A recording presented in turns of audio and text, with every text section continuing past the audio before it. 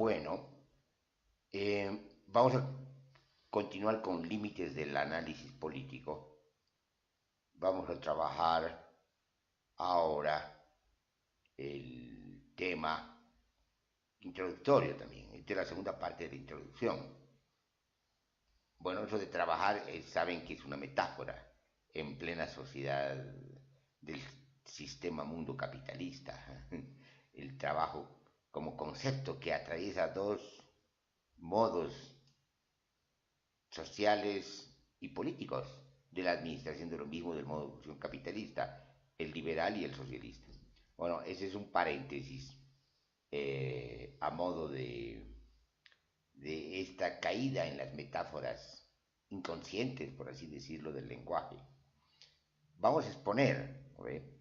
Entonces vamos a continuar con la exposición introductoria de los límites del análisis político y ahora vamos a tratar de tocar lo que viene después de lo que hemos dicho, aquello que tiene que ver con los límites epistemológicos del análisis político y aquello que tiene que ver con los límites propiamente congénitos del análisis político, que básicamente tienen que ver con sus propios paradigmas usados por el análisis político y sus propias rejillas teóricas, que tiene un alcance más específico que los límites epistemológicos.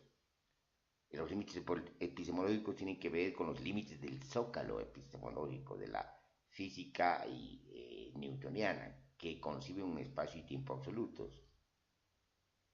Y los límites propiamente del paradigma político tienen que ver con las propias teorías, pero que todas ellas casi asumen el prejuicio en sentido pleno de la palabra, en sentido positivo de la palabra, prejuicio, como previo juicio, como juicio anticipado, como preformado del análisis político en relación a un esquematismo dualista implícito, fundamental y primordial como sustrato del análisis político, que es este prejuicio de la política esquemática, que es la diferenciación del amigo y el enemigo, y por lo tanto la política funciona como la definición del enemigo. Entonces esos son sus límites, porque no puede pensar, eso lo hemos dicho en la anterior introducción, que amigos y enemigos son cómplices, es decir, los enemigos son cómplices de lo mismo, a pesar de que se enfrentan y tienen antagonismos y contradicciones, y a pesar de que se quieren matar. Es decir, de todas maneras, y si eso es lo paradójico, son cómplices. ¿Son cómplices de qué? Precisamente son cómplices porque se necesitan. Son cómplices porque mutuamente se necesitan para justificar lo que son. Se necesitan porque son reproductores del poder. Ese es el tema. Y ahí están los límites del análisis político. Y el otro, el límite del análisis político que queremos tocar ahora es el límite del análisis político que tiene que ver con la forma de juzgar, el juicio político, que no deja de ser un juicio moral, un juicio además donde se coloca el analista político como el juez que dirime entre unos y otros. Pero en ese caso es cada vez más claro, es más bien evidente, en unos casos se hace más palpable, en otros menos, que juzgue entre los buenos y los malos, entre el bien y el mal, aunque no se encuentren plenamente los actores identificados con el mal o el bien, o con los buenos y los malos. De todas maneras, el análisis político lo que está haciendo básicamente es evaluarlos en función del bien y el mal como representaciones absolutas y los buenos y los malos como representaciones angelicales y diabólicas. En el fondo es eso. Entonces hay un problema moral en el análisis político. ¿En qué sentido? En el sentido de que ya resuelve el problema del análisis político, de sus conclusiones, de su propia evaluación, en la medida que este análisis político tiene esos elementos, esos parámetros, esas coordenadas, podemos decir, políticas y morales, que están precisamente conmensurando el bien y el mal, lo bueno y lo malo, cuánto hay de bien, cuánto hay de mal, cuánto hay de bueno y cuánto hay de malo. Entonces, precisamente, el análisis político ya está como predispuesto a dar una especie de solución de carácter moral. Es decir, el juicio no es un juicio analítico en el sentido lógico, tampoco es un juicio plenamente en el sentido teórico, es un juicio político donde el analista político hace de juez y dirime. Entonces hay un problema y ese es un límite complicado. ¿Por qué? Porque compromete el análisis político. Si ustedes quieren, para usar un término abusado, compromete la objetividad del análisis político.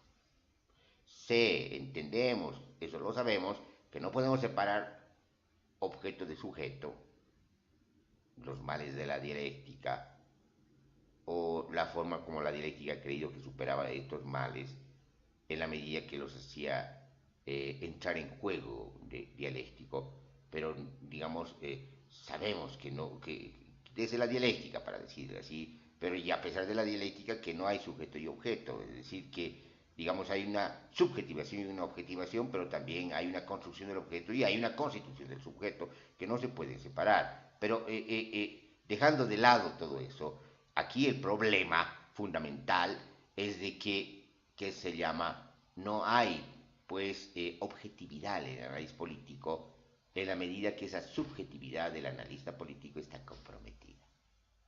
¿Y de qué manera está comprometida la subjetividad del análisis político? Porque él está en papel de juez. Él se coloca en el papel de juez. Es decir, se coloca en el papel de juez en tanto el juez es poder, es una estructura de poder.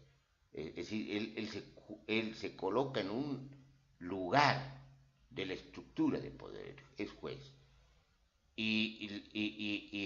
Las consecuencias de su análisis político tienen que ver con el caudal de poder. Es decir, es el poder de estar de juez y de dirimir, de decidir, obviamente apoyado por los paradigmas, apoyado por que se llama el prestigio que tiene la academia, bueno, pero apoyado, esos son la instrumentalidad, pero el hecho, la efectividad se da precisamente que todo esto, este juego de prestigio académico, de paradigmas, si ustedes quieren de conocimiento y de lo que sea, están entrando en juego para ayudar al resultado, para ayudar al desarrollo del juicio político, y el desarrollo del juicio político no deja de ser un desarrollo del juicio político de juez, es decir, está determinando, está juzgando, pero también moral, porque en el fondo hay un juzgamiento moral de lo que se analiza en base a esos códigos morales de lo bueno y lo malo, del bien y del mal, de lo bueno, de los buenos y los malos. Entonces hay un problema ahí que no se hace del todo visible, porque todo está enmascarado, es exagerada esa metáfora, todo está encubierto, todo, digamos, está como opacado por el discurso teórico, político, por el manejo y la experticia que puede tener analistas políticos, inclusive, digamos, lo mejor que tienen los analistas políticos es las descripciones de las situaciones y de los escenarios, de las coyunturas, y de los temas que entran en el análisis político. Digamos, eso es lo más rescatable porque precisamente nos están transmitiendo información de lo que está ocurriendo.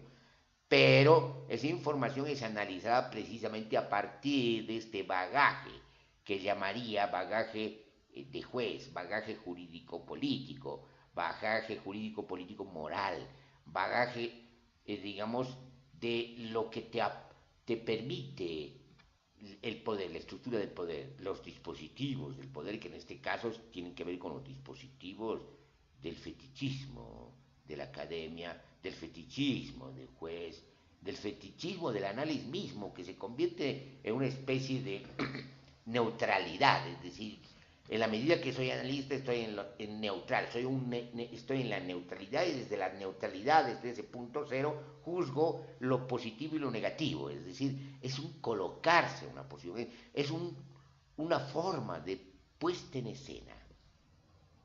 No es culpa, obviamente, no podríamos hablar de ninguna manera de esa forma del analista político, no lo es, no puede ser la culpa. Es decir, si bien es una responsabilidad, pero no es su culpa, es decir, forma parte de cómo funciona el análisis político en una sociedad moderna.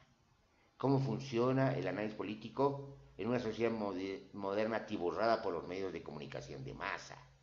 Cómo funciona el análisis político en una sociedad donde los medios de comunicación de masa forman parte ya de tecnologías de poder que inciden en los comportamientos y en las conductas, pero también inciden, aunque no quieran, en las opiniones.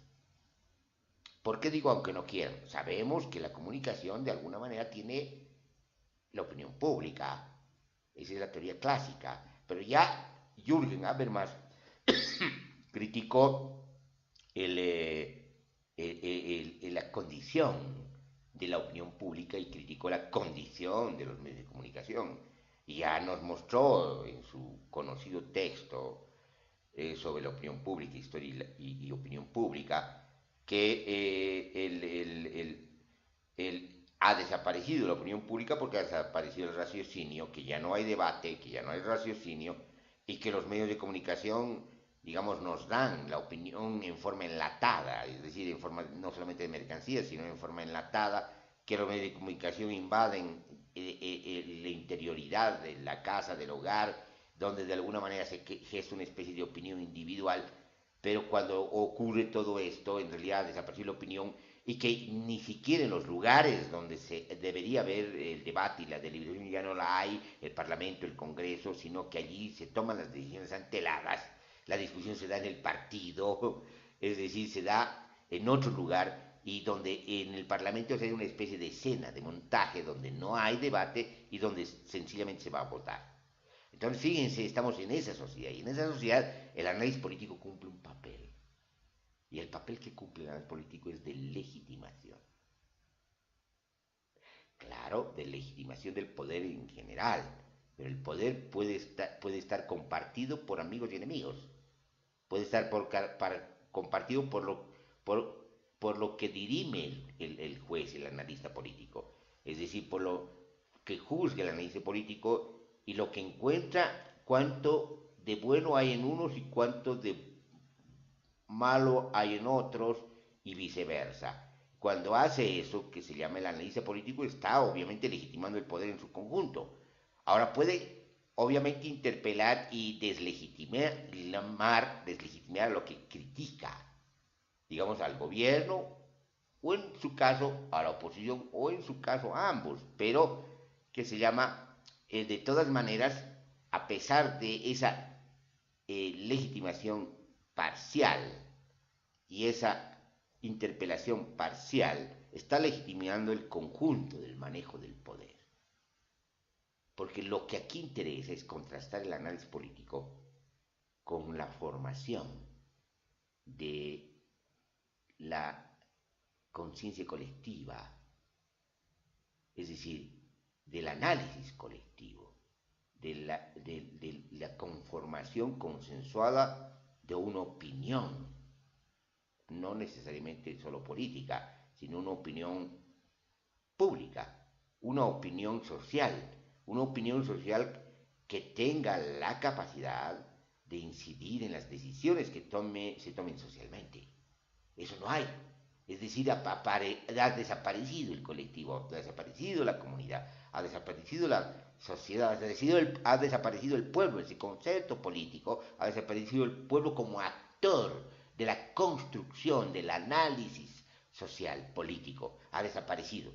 Hay constructores del análisis político, son los teóricos políticos, pero también son los ideólogos, son los del partido, son los operadores de opinión, son los que influyen y en definitiva son los que de alguna manera manipulan a aquello que se llama opinión pública o opinión del pueblo. Entonces, estamos precisamente muy lejos de lo que podemos llamar en sentido pleno democracia y en sentido pleno política, como suspensión de los mecanismos de dominación, como acción social, como no solamente autogestión y autogobierno, sino como autorreflexión colectiva. Estamos muy lejos de esto. Estos dispositivos, el analista político, lastimosamente, funciona como un obstáculo histórico, político y epistemológico de la conformación, de la construcción reflexiva, colectiva, de un análisis social político. Yo dejaría ahí esta conclusión, que obviamente entiendo que es bastante provocativa y polémica, pero esta es una introducción donde estamos metiendo elementos que queremos analizarlos con más detalle después, ya no en la parte introductoria, sino aquellas partes que tienen que ver con el contenido de las temáticas que queremos manejar. Muchísimas gracias y me despido. Hasta pronto.